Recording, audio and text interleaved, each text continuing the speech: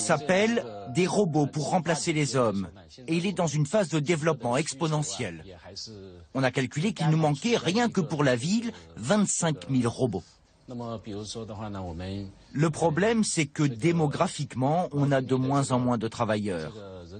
Les entreprises ont des difficultés à recruter et les ouvriers veulent toujours être payés plus. Pénurie de main-d'œuvre, augmentation des salaires, voilà le nouveau problème chinois. Sur un coin de trottoir, les entreprises harponnent les ouvriers avec des arguments étonnants. Elle est trop loin, votre usine.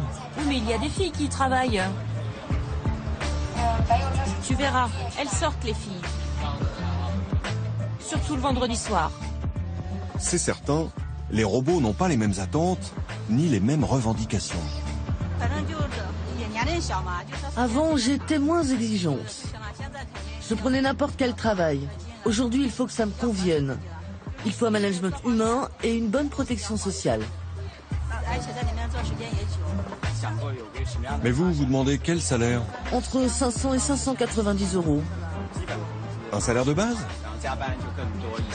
Oui, s'il y a des heures supplémentaires, elles doivent être payées en plus. Les salaires chinois augmentent de 20% par an en moyenne. Fini la main-d'œuvre nombreuse et corvéable à merci.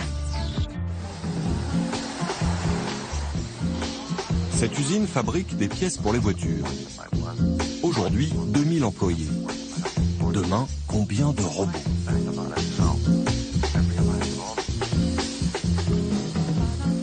Car le chef de la production ne jure que par ses nouveaux ouvriers. Beaucoup plus économiques.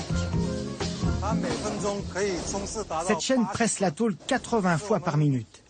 80 fois.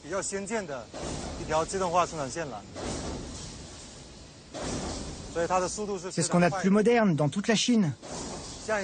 Un homme, s'il presse 10 fois par minute, c'est déjà bien.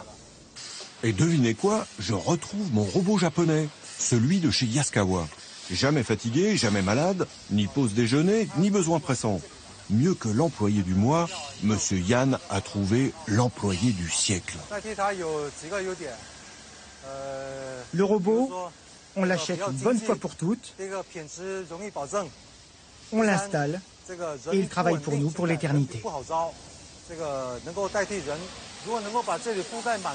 Un jour, on ne verra dans cet espace que des robots. Les emplacements sont déjà prêts.